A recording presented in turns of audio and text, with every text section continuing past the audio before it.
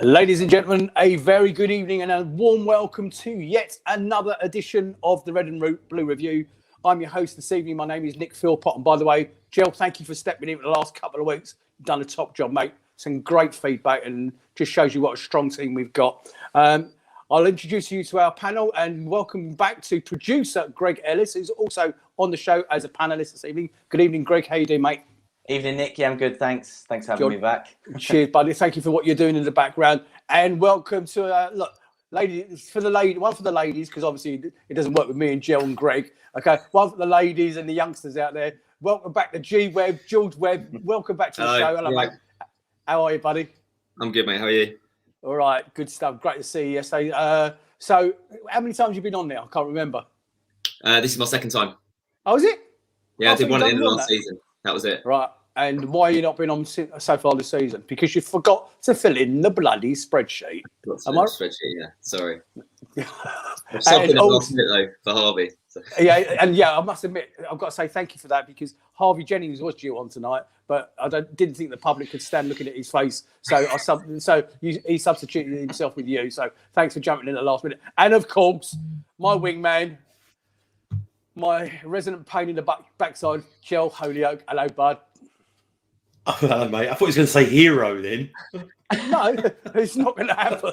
It's not going to happen. It was never going to happen, was it? Are you all right, mate? Yeah. Stressful weekend, but eased by yesterday. Superb, wasn't it? Ladies and gentlemen, please don't forget to tell your smart speaker to play the latest Red and Blue Review podcast. The podcast from tonight's show will be up literally a few minutes after we go off air. Okay, you'll find it all over Facebook and Twitter. Please give it a like. Please give it a share. Share it with all your Palace supporting friends. Lastly, if you want to watch it again as live, pop over to our YouTube channel because you will need that on the 28th of November. I'll come back to that in a bit more. Go over to our YouTube channel, click the bell and subscribe so you don't miss any other show, especially the 28th of November. Greg is sitting there thinking to himself, shut up, Philpott. Shut up, Philpott. Shut up, Philpott. Ladies and gentlemen, we are the only podcast you can watch. We're going to do something a little bit different this evening because there has been loads of news coming out of Selhurst Park. We're going to talk about yesterday's game and celebrate the fact in a massively positive manner, another valuable 3 points at Selhurst Park. Okay, superb back-to-back wins. Another clean sheet. We're going to do all that later on with party poppers and all that sort of stuff. Look, I'll even raise a glass there. Cheers, everybody, for the 3 points. But we're going to kick off this evening with quite a lot of news coming out of the club, and I'm going to be talking to the boys about it. Starting off with friend of the show, Price of Football's Kieran Maguire, earlier in the week, put out on all social medias that the new American investor, John Textor, confirmed at Company's House as owning a between 25% and 50% share of Crystal Palace Football Club. And it is now showing on Palace Holdco UK Limited. And I've got the company number here if anybody wants to look into it. So, boys, Jill, I'm going to come to you first. We thought he was going to be just a financial investor in the background, not necessarily a major player. But if you look at those figures of 25 to 50%, bit of a spurious number, it looks as though this guy's going to be quite a major player, isn't he? I mean, we can start doing some rudimentary maths, and we know that it was roughly 18% of the club's shares spread around a load of companies in Delaware, a group of companies in Delaware, which is, we've talked about in the past as being a low tax state. Whether that was the reason that they were registered there, I don't really know. But I mean, you're saying about a low sort of like a small investor at a club, but did he not put 90 million in? I mean, 90 million if he's just gone 25 for 25%, then that makes the club worth 360 million according to to my bad maths. If he's got a 25% and he's now gone and bought that 18%, I mean, it can't be that 18%. It's I don't understand, because Yeah, it is confusing. I mean, I don't know who else owns part of it. If we've got, the other two Americans, Parish, and this other lot of 18%, then we've still got some small time investors that are still part of the club. I don't really know, but like you say, I mean, if he's got 25% for 90 million and 18% from America for what he's paid, whatever he's paid out, then again, rudimentary maths is 43%. That makes him quite a powerful player within the club, and I'm amazed if that is the case. I'm amazed by that, because Steve Parish was always one to not let anybody, get in front of him unless he is now just the voice of the club, a chairman. I don't know. It's all very confusing. I suppose it'll all come out in the wash over the next few weeks. But yeah, interesting times. I have to say to you, I'm very impressed that you've just done some rudimentary maths sitting there, and your figure of 360 million quid is actually very close to what Kieran Maguire was talking about on his podcast the other day. And if you haven't, ladies and gentlemen, obviously this is about the Red and Blue Review podcast, but I'm happy to give Kieran Maguire's Price of Football a plug, because it is one of the better podcasts out there. It's fantastic. And he was actually talking about figures between 360 and 380 million pounds. Now, I'm just going to, before I bring you other two guys in there, Andrew Adams has already said in the chat, Texter is on fire on Twitter with all things Palace. Refreshing to get somebody so dedicated. Ladies and gentlemen out in Facebook land, and Jill's going to say hello to you all in a minute. Okay, but are you happy that one of your directors is as prolific as John is on there? Because I know for one, I certainly am. I think he's great. He responds to the Palace support out there. It's all positive. He's in love with what he's doing at the club. I don't know, if this is for our benefit or not. Maybe I'm overreading it, but it's some really positive stuff. I mean, G-Web, let's come to you next. Okay, he's prolific on Twitter, isn't he? He is, yeah. It's a nice thing to see. Obviously, being new to the club, he's got he doesn't have to kind of make himself loved by all the fans, but it seems like that's what he wants to do. Seems like his son is quite into it as well. He seems to be quite prolific on Twitter as well, and they seem to be coming to games quite a lot, which is nice now that they can. I personally am all for it.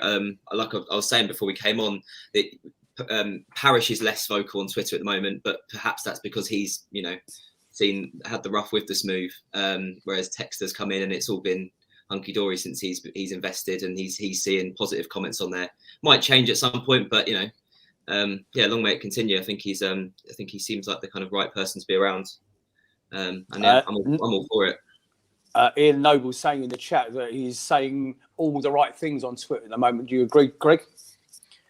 Yeah, look, absolutely. I'll bring something up now. This is a tweet from his. I love my new Saturday routine. 1, start the day early with a stream of the 18s, 23s, and Crystal Palace women. 2, watch our big Eagles fly. 3, celebrate with a pint. 4, open my inbox to see a few hundred reminders about Connor. And 5, count down the days until the next game up the Palace. Yeah, look, it's nice. It's nice to see, if an investor is going to put money into the club, that they're showing an interest. But on the other side of things as well, I'm thinking about it from others' perspective. Is at the end of the day, when you make an investment, you don't necessarily go around to the company and get to know everybody. At the end of the day, it's a business investment, so I don't take it like it's a bad thing if investors don't engage.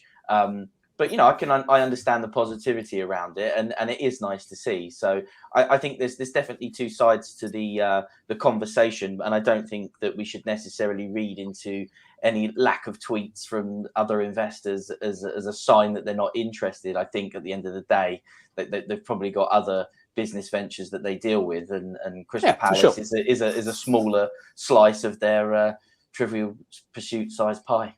And good evening to everybody out there on Facebook land. Joe's coming to you in a minute. One guy in particular, we've got John Lyons out there. John Lyons, I know you're watching. Good evening, mate, and get off the show. Okay, you are currently sitting right above me in the Red and Blue Review Predictions League, 2 points ahead of me. Get off the show right now. Buddy, I hope you and the family are well. Sending you our love.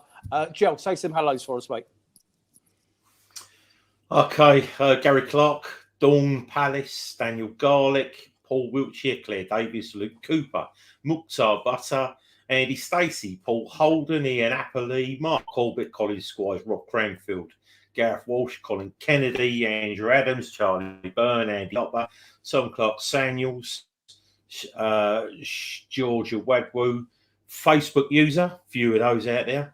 Emma Northwood, Simon Quick, Simon Quick, John Linley, Aaron Mears. Is it Aaron or Aaron? It's Aaron. Aaron. Really, it's Aaron. It's Aaron. Aaron. Okay, Aaron. Sorry, Aaron. Graham Kitcher, Tony Nichols, Matty Cannon, Terry Lampole. Oh man, it's just tons of you. John Bain, Lee Clark, Mickey Philpott, Max Francis. Yeah. Fair few of you, Steve Jupp, Kennedy, James Convey. They've all come to join us, mate, on Nico celebrate this fantastic win.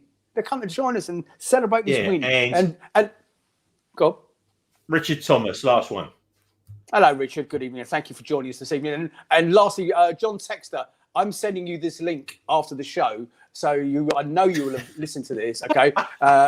As I did last week. And John, you are being formally invited onto the Red and Blue Review one Sunday evening, GMT, our time. We would love to have you on and welcome you to the Palace family, because I know you are going to listen to this as you did last week for Jill's show, because I actually sent it to you last week and he's already listened to you, Jill. So you're very welcome to the club and thank you for your investment. And because nobody's mentioned it to you, John, in Twitter land today, can I just remind you, we've got a player that we're interested in signing. He's a Chelsea loanee at the moment. I know we're not supposed to fall in love with a loanee, but Connor's worth a few quid, and I'll happily chip in if you need some help, because I know things are financially difficult for you at this time. Okay, anyway, let's move on to some more news. We've got lots of news to get through, and we're going to do it if you don't mind. Crystal Palace Academy. Good news. Under-23s captain Jake O'Brien and under-18s winger Jaden Raymond have both signed new deals to stay with the club. Ladies and gentlemen, the future is red and blue. Mark my words, we are going places, and we have some talent in our under-23s. We have some talent in our under-21s, and we have some talent in our 18s. And not forgetting our girls, of course. Not forgetting our girls, who we'll come on to later on. Other news, interesting news, guys, in case none of you have seen this.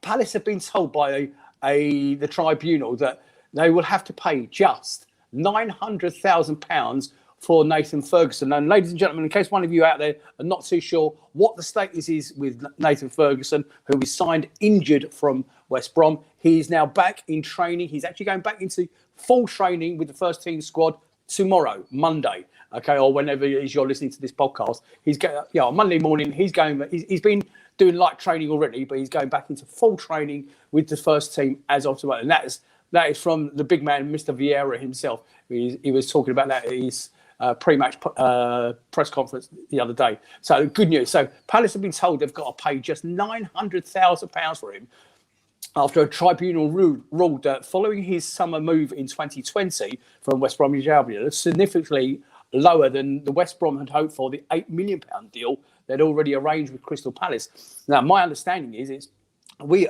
did offer £8 million when he was injured, but prior to that, we actually offered 11 million quid. Now we've got to pay £900,000. I'll start with you, Greg, first. Your thoughts on that subject? I think that value is a disgrace, to be honest. We've been bitten before, haven't we? And I think ultimately, I feel for West Brom, a talent of theirs, and they're getting £900,000. But, we had John Bostock, didn't we, really? And, that could have been a completely different story. We all know what went on to happen there. So this tribunal system has kicked us in the past, and it's not that it evens up the playing field that Palace get a good return or even for £900,000. So I think it's difficult to take, isn't it, as a fan, when you see your young talent being sold off to bigger clubs for ultimately a very small fraction of what they should be sold off for. So the reality is that the system hasn't changed, and we've fast forwarded on 10, 15 years, and we're now the beneficiary. So maybe that's also a sign of how times have changed for Crystal Palace. Jill, you got any thoughts on the Yeah, Nathan Ferguson? I can see where Greg's coming from. When he's using John Bostock. I mean, we did get 700,000 for John Bostock, and he was 17, I think, with Spurs. So it's a slightly different situation. I mean, Nathan Ferguson's supposed to be the real deal. I suppose 900,000 is going to be an absolute steal if he gets to play. Let's just get to say if he plays a season. I mean, every time he's I think he was fit again, didn't he? He got fit again and then got injured. So let's just hope that we can get. We hope he can just become part of the team. And if he does become a regular, then 900,000 is going to be. I'm amazed that they haven't really, the disparity between 11, then down to 8, and then down to 900,000. That they've not said 900,000 with a view to, after let's say 50 games, then we have to give them another. That would seem a fairer way to me. Whether we've got every single fact out of this, but yeah, if he does play for Palace, then I'm not even going to say a fairer thing, because every time we've had players and it's gone through that, we've had our pants pulled down. So, but yeah, Right, I suppose a fairer way would be to do that based on games. Indeed. Right, we'll move on to the next one. G-Wave, I'm coming to you first. Joel Ward edges out Connor to be named the October Player of the Month. Congratulations, Joel, from everybody at Red and Blue Review. Right move or wrong move, mate? I'd love to hear your thoughts on it. Yeah, I think, there's probably about 6 or 7 players who could have won it this month. I think Connor would have been the obvious choice. He's been obviously so phenomenal. But it's just nice that, because it's I think Chris Grierson was saying when he did his interview with Ward that it's quite a hard position to impress at, especially when you're not a particularly attack-minded fullback. And it's, I think, from what I heard, it's his first Player of the Month, and he's been here since 2012. So it's just exactly nice that. to get some recognition, because he looks I wouldn't say he looks a new player, because I think he's always been good under Roy, but he just looks like he doesn't age at all. I think he's just fantastic. He always gives 100%, and he seems to love playing for us. So I just love him, just absolutely love him. But... So, Greg, 2 things come to mind while old Banger over there is carrying on in the background. Okay, 2 things come to mind is, number one, how strappingly fit Joel Ward looks this season, and isn't it a joy that he's won his first Player of the Month in his testimonial year with the club? I couldn't believe he'd not won Player of the Month before, but yeah, you're probably right. Right back is a difficult position, to excel at, I suppose. However, Aaron Wan-Bissaka bursts onto the scene. Look, you can completely understand why Wan-Bissaka became, our first choice right back and solidified himself in that position. But that just shows the character of Joel Ward, doesn't it? Really, because how easy is that to say, well, I've lost my place. That's it. That's my time up at Palace now. But, this is obviously somebody that's heavily invested into the club personally, and has stuck with it, been part of the team. And that's the modern footballer now, isn't it? It's bigger than the starting 11. This is somebody that's trained all season and played probably the fewest games he's played, and has, upon the sale of Aaron Wan-Bissaka, now finds himself battling with Klein and an ex-England international, and has pushed him to the bench. So actually, how good, that's even more impressive, isn't it, for Joel Ward? So yeah, look, I'm thrilled. He's a great player for the club. I couldn't agree with you more. Joel, I'd like your thoughts, please. And then when you've given your thoughts, maybe some words from the chat, please. Okay. Well, you lot know I love Wardy. Always have done. Always been a great advocate for him. But I literally need to have a stewards with Gareth Walsh here in the chat. He has turned around and said, Wardy is up there with Cannon and Samson. Go and give you a walk, Sam. Gareth, anyway, Gareth, what you doing? Guess he's on the show. Guess he's on the show will next be week. a fabulous occasion. Yeah, absolutely. It will be. Unless I've missed it. Do we actually? I mean, I meant to mention this last week. Do we know who's coming to town? We haven't sussed it yet. No, really nothing's been announced. Nothing. Portsmouth. Yeah, so do I. Nothing's been announced yet, to the best of my knowledge. So John Gill said, I think Joel's having his best ever season with us. A lot of Pompey supporters where I live speak highly of him. Well, I mean, he's, I'm amazed I can still remember him. He's been a Palace player longer than he was ever a Portsmouth player. But yeah, and then Paul Glance saying we're getting back to, a lot of people in the chat were going on. Aaron's money was well used by the club. Well, it was, and it was, he came in, got sold, that was it.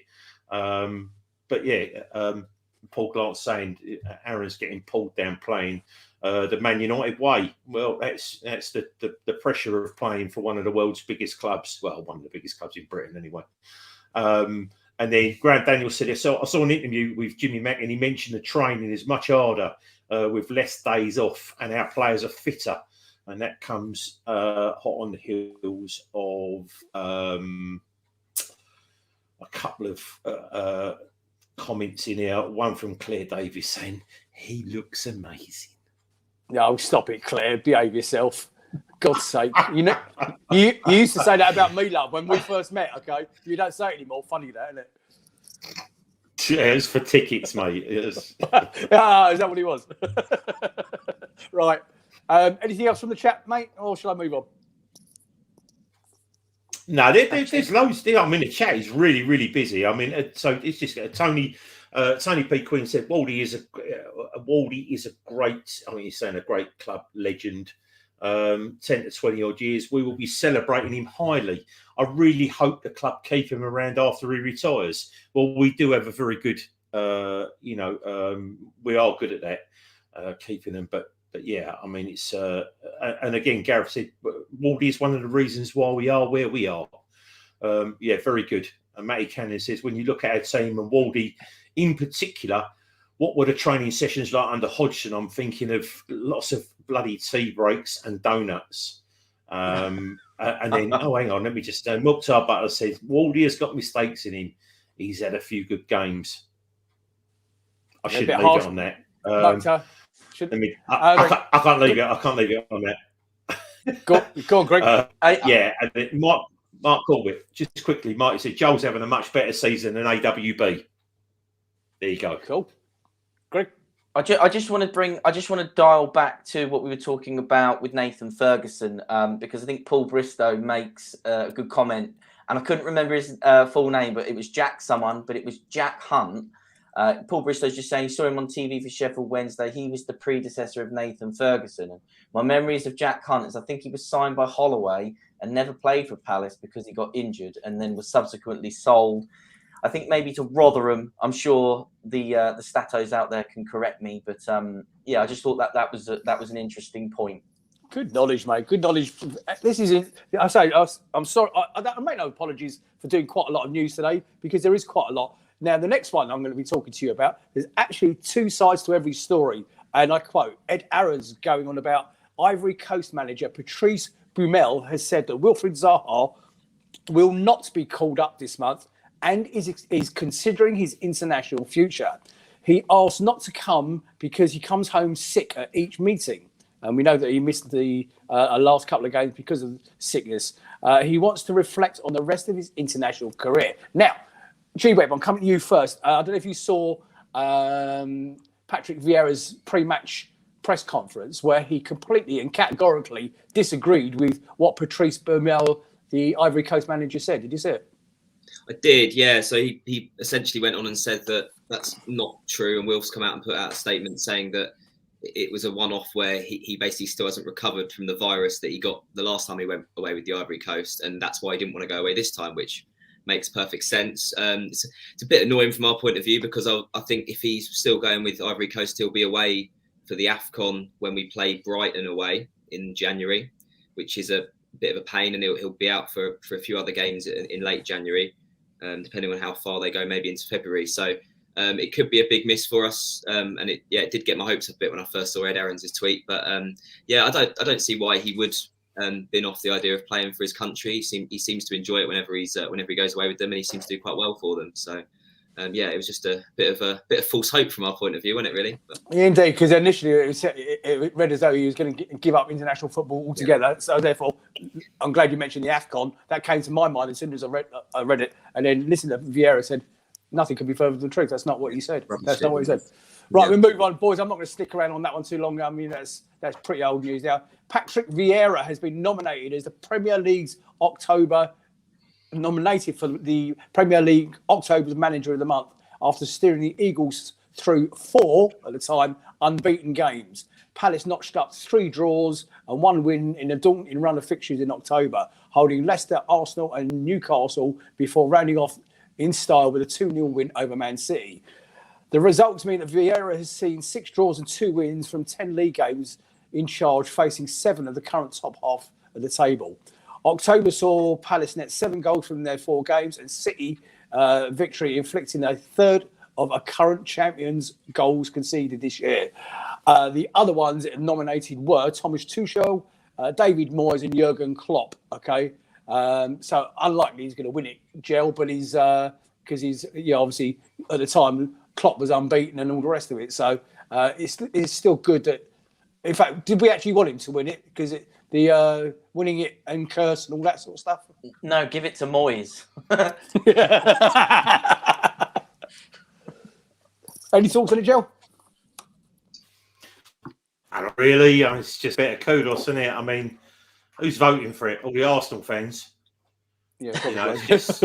I love it. I love going on YouTube now and absolutely slaughtering them because you know what they did. I bet we have more Arsenal fans watching our games on YouTube than Palace fans, 100%, right? And what they're doing, they're going, oh, Vieira's doing such a great job. The minute Arsenal lose 2 and draw 1, they'll all be going, they'll have this absolute divine right to go and get Vieira. Honestly, they'll just be going, he's only at Little Palace, he should be at a big club. Arsenal just will be the absolute poison chalice for him. I'm not really think about it. I'm sure that it's just not have a bit of recognition. Where does it come from anyway? Is it from his fellow peers or is it just from some chump who's a reporter for Sky? I don't know who's a. I don't know who gives out these. Is it not a human trait that we automatically think, well, because he played for Arsenal, he should manage Arsenal? I mean, at the end of the day, if I was a owner of a club, I'd be thinking, who is the best manager for the position at that current time? I'm not saying it's lazy to go, Frank Lampard should manage Chelsea, Patrick Vieira should manage Arsenal. But the truth of the matter is, who's the best manager for Arsenal? Alan Pardew should manage Palace. Look, exactly. How did that end? But look at the way they've all ended. It's I just exactly. I just don't get why. I don't get why that's the natural thing. He's doing well at Palace, right? This is a tough job. Palace is a tough job. I don't care what anyone says. Any football fan of any club, Palace is a hard job to take on. And if you succeed at it, you will become a legend. If Patrick Vieira can do higher than 10th, finish higher than 10th in the Premier League as a Palace boss, preferably for this season, narrowly miss out on Europe, because I think it should always be tinged with goal difference or we missed out by a point. We probably haven't quite got the squad for it. But what I don't know is it 8th that finishes outside of Europe? But let's just say we finish 8th. That is huge, isn't it? I mean, I appreciate pre-Premier League Steve Coppell finishing 3rd, 92, 93, was it 91, 92? Years ago. But, the point is, it's a tough job. Yeah, that was a long time ago. But, the point is, I don't necessarily feel that Vieira needs to go to manage Arsenal. Too early, much too early. Well, we've seen it with Frank Lampard, and it's one of those. It's difficult to turn down. Let's face it. If speculation is one thing, but then being offered it is another, isn't it? Because if Arsenal say, how about it, Patrick? Do you want to come and join Arsenal? That's tough to turn down. It is. George, I'm coming to you next, mate. I don't think so, because it won't be about the money. It can't be about the money. The guy's just he must be completely made for life without money that he gets now.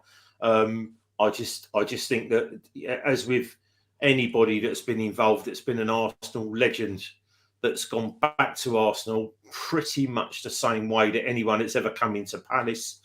I mean, you're just looking at some of the best players that ever played in this country. Kenny Dalglish, when he went to Liverpool, chased out of Liverpool. Yeah, these guys are some of the best players that we've ever seen. And, arguably, Vieira is in a sort of he'd be in the top 10 midfielders that I've seen in the Premier League.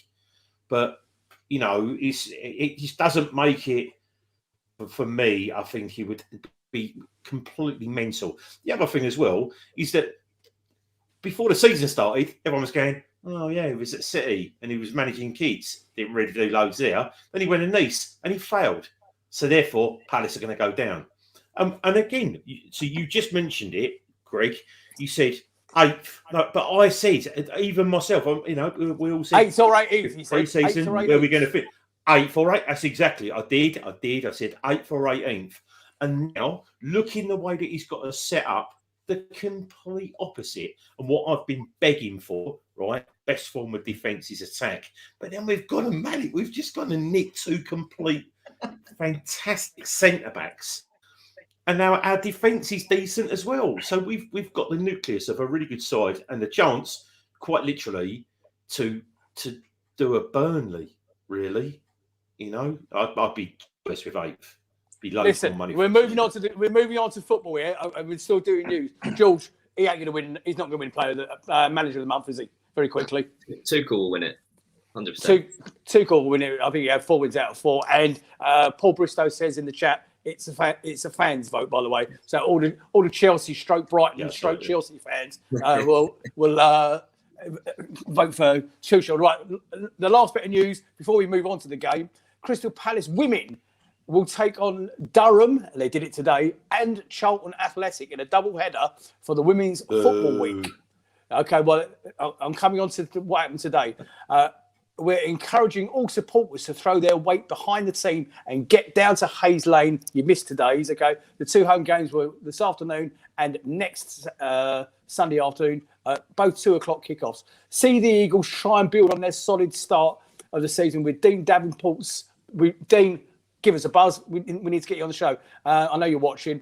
Side collecting 9 points from 7 games. The clash with Charlton in particular is set to be a fantastic afternoon, with the South London rivalry as fierce in the women's game as it is in the men's game.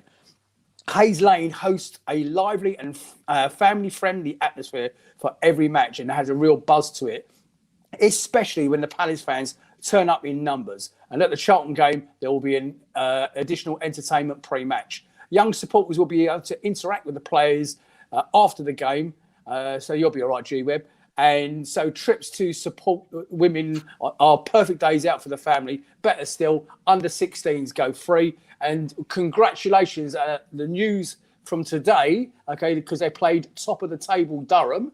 Palace ran out 3-1 winners. Congratulations to Baptiste, Wilson and Farrow for the 3 goals. Earned a great 3-1 victory over high-flying Durham. Girls, we are behind you. Hashtag Palace family, hashtag Red and Blue family. We are with you every kick of the season. One of you, okay, I know there's one of the girls, I think it was Mia, was talking to me on Twitter this afternoon, said you're going to be around. If you're in the chat now, please let us know that you're in the chat. Let Jill know, because we will send you a link and you can come straight on the show. Jill's got his hand up. Is she there, Jill? Knuckle Dennis Middleton said, outstanding performance for the women today. The extra sessions are really showing on the pitch. Charlton next week. Let's see some more fans down at Hayes Lane. Now, I know for a fact people, Andy goes there quite a lot. I can't believe I can't remember his second name. Sorry, Andy Stacey. Yeah, Andy Stacey. No, not Andy Stacey. Andy Lucy. Andy Lucy, yes. He goes down there quite a lot. Big advocate of the ladies, but yeah, I mean, really, really good to see, and things can only get better. Please beat Charlton on any level. I still a job for a Charlton fan this week. Oh, Jesus, and he moaned about how much I charged him as well, and I never drew any time I have ever done. I can't believe what I say it's live. 2 Charlton fans, and The first one, I put a bath in, I drew a Palace shirt in chalk underneath his bath. So every time he lays in his bath, he's laying on a Palace shirt. And the other one, behind his shower, before I told it, I drew a Palace shirt. He's a legend. Joe, you're a legend, mate. You're a legend. Listen, and it's Michael Middleton, by the way. Michael supplies me with lots of information about the ladies. Michael, carry on. You're doing a sterling job, mate. Girls, we're right with you every step of the way. And I'd love to get one of you on the show. I keep saying to Michael, get in touch and you will be on the show, I promise you. And we'll look after you. We'll hold your hand and take you through the process. It really is that simple. And we'd love to have you on. Okay, let's move on. Let's move on to yesterday because we need to celebrate. No negativity because we are flying. I don't know where to start. Let's start off with the lineup if you don't mind. There was no particular surprise on the lineup. Guaita in goal, Ward, Anderson, Guihi and Mitchell, our resident back four. Gallagher, Kouate and MacArthur across the middle. And obviously we're going to spend some time talking about that. And Zaha, Benteke and Edouard forming a little bit of a trio partnership up top. I know the first half was pretty shit, G-Web.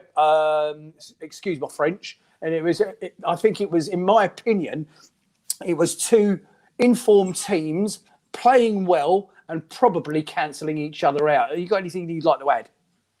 Yeah, I think it's pretty much on the money there. I think if they were going to score at any point, would have been first half. They looked fairly decent. I thought Moutinho looked half decent first half for them. And I don't think we really created an awful lot. We had a few balls go into Benteke. There wasn't a lot of kind of direct attacking through the middle, really, first half from us. But yeah, it was pretty much two teams cancelling each other out. The thing was, though, that was the most likely I thought they were to score at any point in the game. But I was never really worried. They had a couple of decent balls go in. Jimenez didn't do a lot, which is always nice when you play them, especially given that he's been in fairly decent form. So yeah, it was a pretty nothingy first half. Yeah, I think 0-0 at half time was a pretty fair scoreline to go in at. But yeah, the second half, it was obviously, it all kind of sprung into life and I thought we were fantastic. I don't know what Vieira said to them at half time or what changed, but I thought we were brilliant.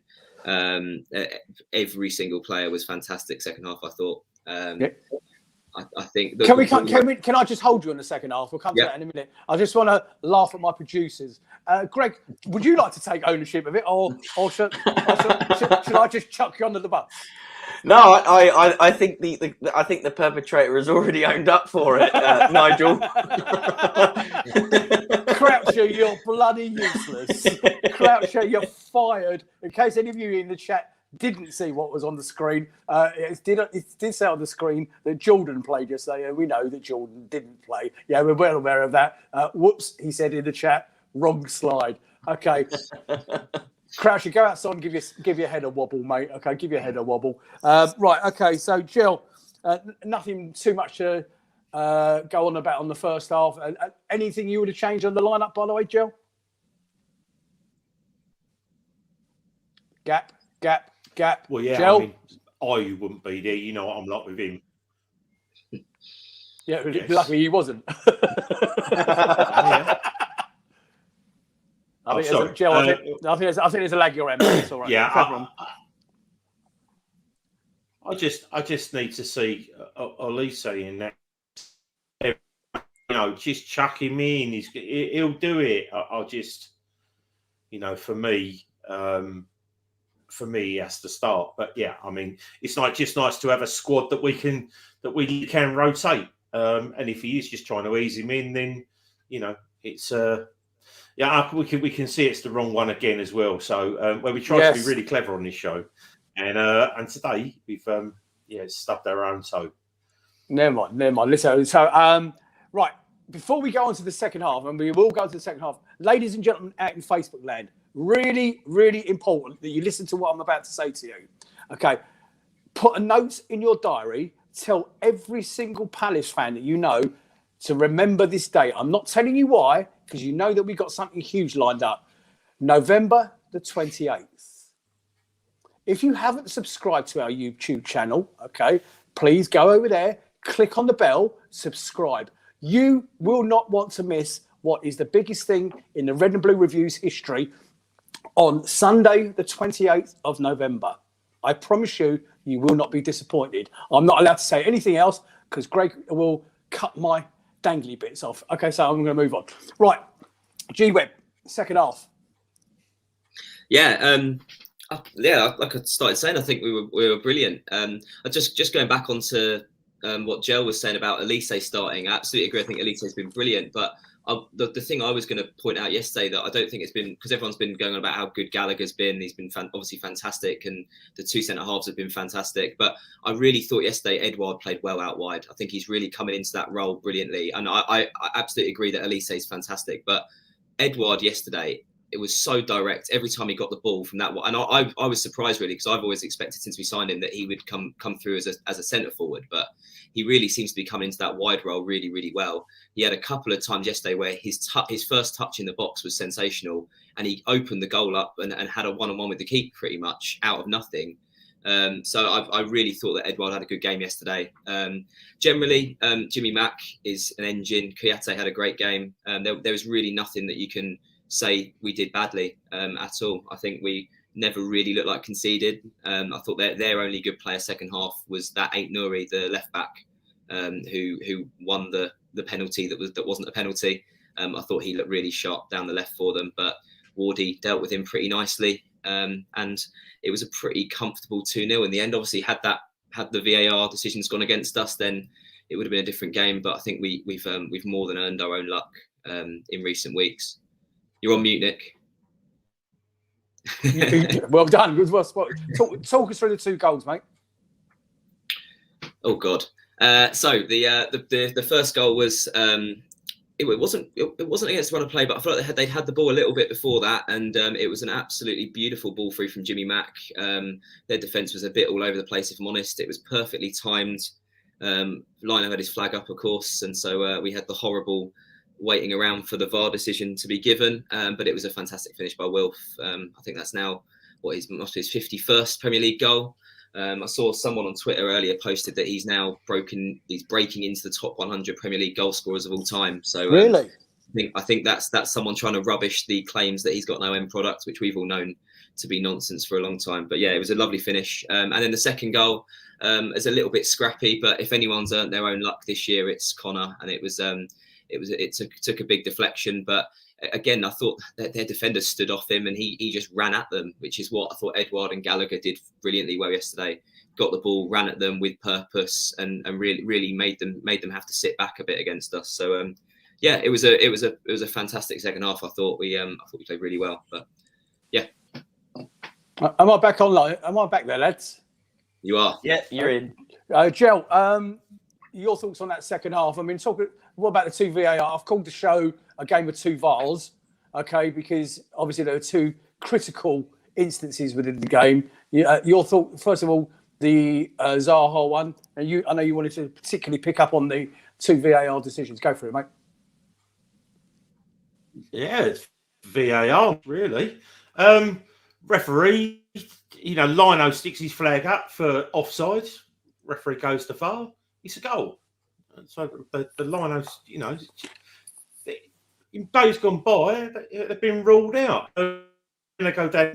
Wolves get a penalty, goes to VAR, and it's outside the area. So two decisions. We've had a goal disallowed and conceded penalty. Sounds like the guys in black didn't have a fantastic game or whatever they were wearing yesterday. But I'll just get a thing that drives me mad sometimes about. My mate Danny's just texted me, and he's because there's a quite a bit in here about Wolves in the chat, which I'd like to do. But he said that Wolves played to disrupt, and they couldn't attack, and they know it. That's how good we were. So it's Paul Glance saying Wolves are trying to con the referee all the time. It's.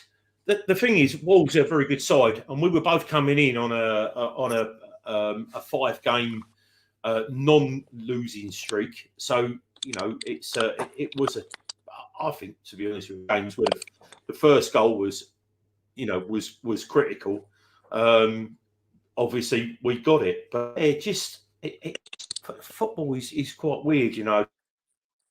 Someone just said, I'll just let me try and find this because someone said that, you know, this is it. Matty Cannon said the Wolves manager stated that we were not better than Wolves, that we just beat them in duel and defence and we were stronger than them. It means we actually were better than them because we conceded two, because they conceded 2 goals and we had 60% possession. So yeah, it's a little bit stupid saying that. He's mugged himself up a little bit, but yeah, and VAR's red and blue, which is when I listened to our mate Granty when he went live a couple of times yesterday. That's what I could hear being sung in the Holmesdale. So, but yeah, let's have comments, please. Yeah, so it started off with Vieira's Red and Blue Army. I don't know if you noticed this yesterday, G-Web, and then migrated itself into VAR's Red and Blue Army, which is typical Palace fans. You know, the one thing you can always rely on with the Palace fans is a decent sense of humour. Did you notice the same thing? I didn't hear that. We can't hear it all the way over in the main stand, unfortunately. I just thought it was Vieira's. You sit in the old people's area. I know. I know, yeah, terrible. Somebody in the chat, I think it was Paul Holder, was asking in the chat, is the 28th, no hints, okay, is the 28th of November, will you be unveiling the new Ultras flag and singing, I wanna? No, mate, that's not what it is. Yeah, you're not going to get any clues, but you've never seen anything like it on this show or any other Palace podcast ever before. That I can assure you, okay? I promise you. Yes, Jill. Rob Cranfield says, November the 28th, Gel buys around. Rob, if you could see the food, that window, I don't know. Anyway, that one there, I've got a bar, mate. It's got more booze in it than yours. And I can concur. Yeah, I'll just...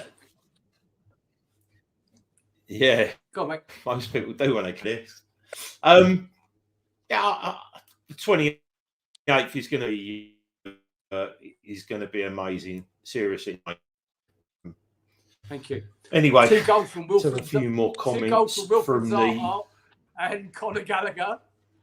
2 goals from Crystal Palace. Do you realise, guys? Until I watched the match of the day last night, I'd forgotten both the same goal scorers as last week. I'd forgotten all about that. Overcame Wolves at Selhurst Park to stretch their unbeaten Premier League run to 6 matches. Zaha's angled second half finish from a James MacArthur through ball, and it was a cracking through ball, as G. Webb alluded to. It was initially disallowed offside against the Ivorian, but the goal was awarded by the VAR. Gallagher doubled the Eagles' lead with 12 minutes remaining in his goal-bound effort, taking a heavy deflection off the Wolves defender, Connor Cody, on his way past goalkeeper Jose Sarr. Wolves had won 4 of their last 5 matches prior to their visit to South London and went closest through Raul Jimenez in the first half. Palace's 3rd league victory of the season lifted them at the time up to 9th in the table. We're down to 10th now because of the Spurs point today. 1 point behind 8th place Wolves. The home fans were also singing, sign him up about Conor Gallagher, who is on loan from that lot up the road. Patrick Vieira has said it's too early to start talking about signing Conor permanently, and gets less likely every week that Chelsea will entertain letting him go if he keeps playing like this. Come on, boys.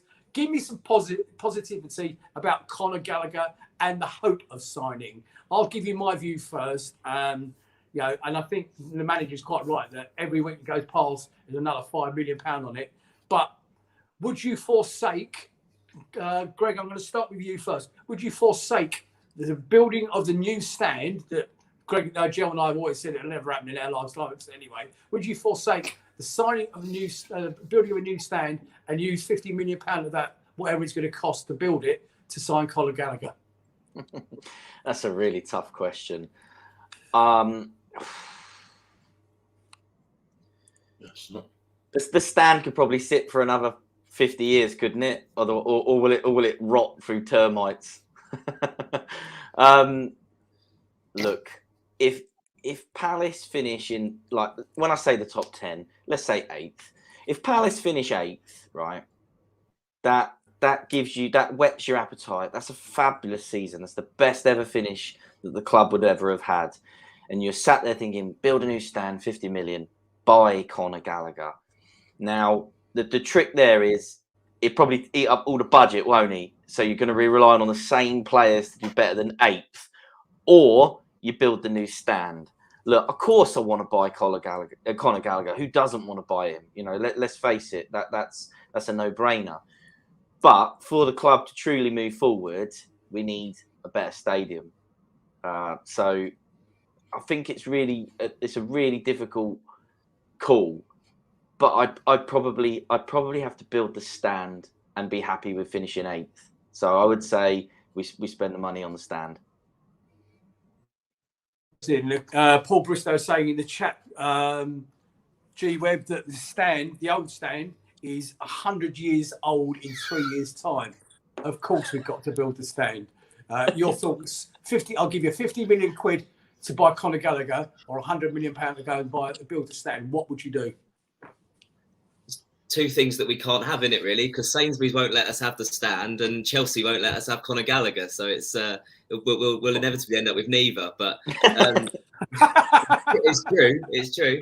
But I think we got. Well, I'm sick and tired of not being able to see either penalty spot because of those bloody pillars. So I think we'll have to take the stand, as much as I like Conor. But yeah, I think the likelihood is we'll end up with neither, because it sounds like we're not getting any closer to building this stand, are we? It's been talked about for so many years now, or for a few years now. So yeah, I would take the stand just for the long-term benefits, but it's quite hard to say that after the way Gallagher's been playing this season. But yeah, you never know. Mason Mount might get an injury, and Chelsea might want him to start next season. Who knows? But yeah, I'd take it. I'd take the stand, but I would anticipate us getting neither. Ladies and gentlemen, this is going to be probably the most entertaining bit of the evening, okay? I'm about to ask Jill the same question. Jill, I've got 50 million quid in my pocket. I'd love to know your thoughts. Conor Gallagher or that new stand that they're going to build? Right, it's 200 million in saying, so we'd buy Gallagher. Chris Brandrick said, I'd piss on my feet in the arthur for the next 20 years. Buy Conor. John CPFC said, do we need a new stand? Ryan Hinton said, I thought until yesterday we had a chance. I'm not so about Conor Gallagher, but I'm not so confident now.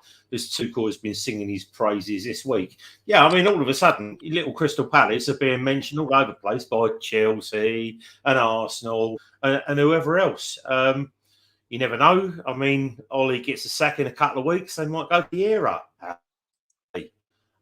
With the Irishman, I think he'd be severely pissed. And then, who's that just said? There are other players out there. So Buster said there are other cheaper players like Conor out there. No, sorry, mate. I like a lot of what you say, but I really didn't. And then John come back and said, they haven't even finished the Holmesdale yet. Well, that's a great point. But yeah, it's right. But yeah, it's loads of stuff. Tom Clark Samuel saying in the chat, and Tom, sorry, mate. Your work behind the scenes. Sorry, mate. Tom, thank you for all your work behind the scenes. By Conor, and as less people will be able to watch, and in the stand, and less of an atmosphere. Sort of get what you're saying, your point there, mate. But thank you for all your hard work behind the scenes. So what's coming up for us now, guys? Obviously, we've got a bit of an international break coming up, and Jill doesn't know that I'm not going to be available for the Burnley show. But we've got. Have you got a list of the next few fixtures before we do the stats? It's Greg, because and here we go. So obviously, yesterday's game against Wolves would probably be the toughest out of those fixtures. There, got Burnley away, Hope the Villa, Leeds away. That'd be an interesting trip. Then the lowly Man United. I mean. The relegation threatened Man United. Hopefully, Ollie's still in his job at that time. And then the home game against Everton. Now, there are some winnable games there. So we've got 5 fixtures coming up there, folks. Burnley, Villa, Leeds, Man United, and Everton. In the chat, 2 things, please. How many points do you think we're going to get out of those 5? And I noticed some good comments coming through about G-Web's contributions this evening. Can you give him some love in the chat? I'm sitting here waiting for the heart button to be pushed. Give him some love in the chat. This is only his second appearance on the Red and Blue Review. Tell everybody out there, please tell everybody what his contribution is invaluable. And I'd like to know how many points. Somebody's already said on it. Rob Cranfield saying 11 points. Gary Clark showing 15 points. G-Web, keep your eye on the screen because there's lots going through. Stephen R saying 9. Steve Brindle saying 8. John Knox is saying 10. And sorry, didn't get to see her. Paul Glance is cheating because he's saying 10 to 11. And Daniel Garlick saying 13. Lots of optimism there. So we've got 13 points by, I don't know what date those fixtures finished. Was that beginning of November? Was it beginning of December? Was it, Greg? So that would probably more or less secure us safely by then, wouldn't it? When does that finish then? Yeah, 12th of December. So if you boys are putting 12 and 13 points on top of what we've already got, that's nearly safety by Christmas. Surely not. Surely not. I think 7 points would be a good haul. You know, I love the enthusiasm and we're playing well, but you know, I'm just going to bring that back up again. These are massive clubs. You know, appreciate that things change, but you're talking Villa, Leeds, United, and Everton. You know, historically big sides there. I think the truth is we'll do well to go away and win at Burnley. It's not an easy place to go, you know, but a comparable slugfest, a bit like you know yesterday, I think. And then really, what I'm looking at here is the 27th and the 30th of November, 2 games in quick succession. You know, if you took a point from each, that's great. And then if you avoid defeat away at United and you get a draw at home to Everton, you know, that's not. I don't think that's a bad run, personally. You know, clearly, if we turn over Everton or United again at Old Trafford, that would be nice. But really, I feel like 7 is attainable. I'm not trying to be negative. I just think that you know, I get the enthusiasm, but I think that these are big clubs, hard places to go, not easy to get those level of points. While I'm waiting for you to bring up yesterday's stats, ladies and gentlemen, we have got some more news for you. Okay, our co-presenter Jim Cannon will be on the show at least 3 times. He's booked in for at least 3 shows between now and Christmas. So Big Jimbo will be on the show very, very soon. I think his first show, Gel, is when I'm not here. He's actually on for the Burnley game. But he loves everything that we do at Red and Blue Review, and he basically said he'll come on whenever we want on any Sunday night. But Jim Cannon will be back on the show for our next match. So the stats from yesterday's game: 13 shots for Palace, 4 for Wolves. On target, 6 for Palace, 2 for Wolves. I'm sure that's not what it said on that same page yesterday. Possession we've already discussed: 60% for Palace, 40% for Wolves. Passes 5-4-7. Again, we're going to talk about this we're going to touch on this in a minute, boys. Our pass accuracy yesterday was 83%, 74% for Wolves. We did foul more than them. They had 1 more yellow card than them, no red cards. Okay, offsides were level, and corners, they had more corners than we did. So thank you for that, Greg. Boys, let's talk about the lines. Okay, the lines being the back 4, the middle 3, and the front 3. The other massive news from the club this week is that Ebrey Eze is not just training now. Ebrey Eze played 60 minutes for the under-23s during the week, and he played a full 90 for the under-23s yesterday. He is back with the squad tomorrow. Okay, in fact, he was back with the squad last week, but he's in full training, ready to return.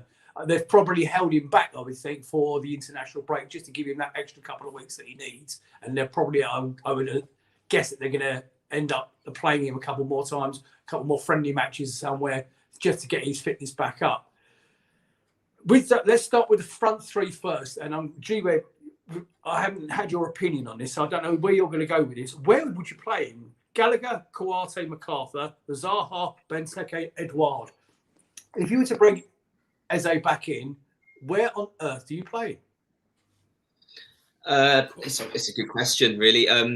I think he'll go back in on the bench probably against Burnley or Villa, and we'll probably end up with a couple of very interesting impact subs in Eze and Elise to go into in the run up to Christmas, and I think, and Jeffrey Schlupp there.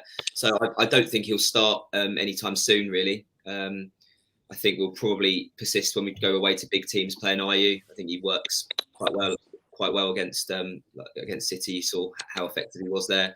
But yeah, it'll be interesting. I think it's gonna inevitably wait until someone gets injured and the change will be forced, because I really don't see where you fit him in. You can't really change the MacArthur and Kouyaté roles. I don't think Eze goes into either of those roles. So unless you change the system, which he's not going to do, he would have to play in Gallagher's position, and he's not going to take Gallagher out. I just hope we don't revert to doing what Roy did and putting him out wide, because I don't think it was really his best position at all. So yeah, it'll be interesting. I think he's probably going to he's going to be eased back in by going on the bench quite a lot. And I don't think that's necessarily a bad thing, as long as we're still winning. Him and Elise should be pretty effective impact subs for us. And in that busy Christmas period, you never know, there could be a fair bit of rotation. So, yeah, I don't think we'll see him start anytime soon. And amazingly, you just reminded me of course, we've still also got Michael Elise to fit in that equation as well. Gel, Elise, I know you would be an advocate to start him, but I'm not sure where. And also we've got Eze coming back in. Please tell me that things are positive for Palace. Yeah, I mean, look at the squad we're building. I know you said about where would you fit Eze into this. I mean, him and Kouyaté for me. You know, they're. Do you remember what Kouyaté used to do for West Ham? He used to pick the ball up and just. It was almost unstoppable. That's what Eze does now. So for me, I think we're picking Kouyaté on experience, and he's still good for at least 3/4 of a game. I think it is start. We're going to need to start pandering to his age, so that automatically gets Eze in the side. But you know, I've said this before, that the squad, then acceptance of the players. Everyone wants to play every game, but acceptance of being part of a squad like City. I mean, you know, you've got players that play for City that could probably get into, well, not probably, that would walk into our side and they can't get a game. You know, so I just for me, we haven't got an embarrassment of riches. You know, we fast forward to next year, we haven't got Connor. It gets in the middle. So, you know, it is what it is. But for me, I automatically, Elise gets the nod over Ayew, more skillful, more direct. You know, you haven't given him the chance of being harder working yet. He's just being used as a sub. So, but again, it's just, you know, with Ayew being superseded as such, then it will, you know, it with squad and as Ian says, with the Christmas games that come thick and fast, we'll see Elise and Eze start games at that stage, the busy period, and again, as we've alluded to earlier, you know, we've got the AFCON starting, so you know we're going to lose a few players. So again, automatically, some of those young kids are going to come in and replace anyway. So when you can let me have a minute, I've got some quite good bits to steal from earlier in the chat. Go on, mate. Have you got? Okay. So going back to the new stand. Going back to the new stand.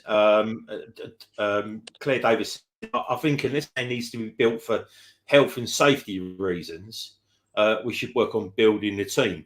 I think the reason Steve Parish wants to build the new stand is because, you know, rust and woodworm don't go with prawn sandwiches. So we need to, it needs to be building more boxes there to try and winkle a bit more money out of the richer people in Croydon.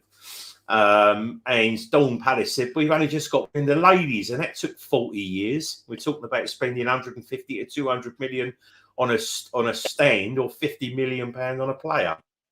So at least we're getting our priorities right, Don. I'm just going to go through very, very quickly. Rob Cranfield, 11 points. Gary Clark, 15 points. Stephen Isles, 9. Steve Brimble, 8. John Knox, 10. Luke Cooper, 12. Mukhtar Butter, 13. Paul Glance, 10 or 11. Like you said earlier, bit of cheat. Mark Colbert, 8. Daniel Garlick, 13. Tom got Samuel, 12. Andrew Adams, 8. Nigel Quetcher, 8. Claire Davis, 9. And someone else has just said as well. Yeah, people. I mean, a lot of people, like you alluded to, Greg, if they're saying 12, 13, and so. But yeah, Uriel Miller, 12 points. Matty Cannon, 12. Ryan Newton, 12. Paul Oldham, 13. Blimey, everyone thinks we're gonna bash everything. Yes, we are. I think we're going to win all those games. Imagine if we do, though. Imagine it, though. I mean, this is the culture shift, isn't it? Really, traditionally we probably wouldn't get those points, but what if we do get 12 points? And what if we are safe by January? That the sky's the limit at that point. Listen, isn't it? Greg, going to Man United, we should not fear Man United. Wilf ripped them a new one last time. They're the same defenders. They are literally they're on the end of a hiding almost every week. And if they don't, even if they win and don't play well, they still get a hiding. They are literally a club on the decline at the moment because like City sometimes to a point, they've got amazing team full of individuals. And that's the thing. It's just a team of individuals that literally can't play as a team. They get it working every now and then, but we should not be frightened of going to we're not frightened of going, to Manchester. Like I said to you, that someone put a tweet out last week and it was a picture of the Barcelona team and it said Palace when they visit Manchester, and it was a picture of the Barcelona team. So, I think Everton, we traditionally we well up there, we rarely draw. So Villa, I don't know. I think they're for the taking. The only one that really worries me is Leeds. Leeds at Leeds, they're very passionate. The fans, they give it all. He is a good manager. He demands everything, and they've got some good players now, Leeds. So, and of course, with their players up front, they're after proving points against us. But yeah, I can see us getting a few points. Gentlemen, my battery is about to die on my phone, so I'm going to say thank you to Greg Ellis in the background for producing. Joel Holyoke, as always. G-Web, lovely to have you back on, boy. Love fill out that bloody spreadsheet. Will Come do. and see us again. Thanks Ladies for and having me gentlemen back. out in Facebook land, no game next weekend. Okay, unfortunately, no game next weekend, so therefore there's no show. It is also Remembrance Sunday next week, so we'll see you for the Burnley game. They shall grow not old, as we that are left grow old. Age shall not weary them, nor the years condemn. At the going down of the sun, and in the morning, we will remember them. Good night, everyone.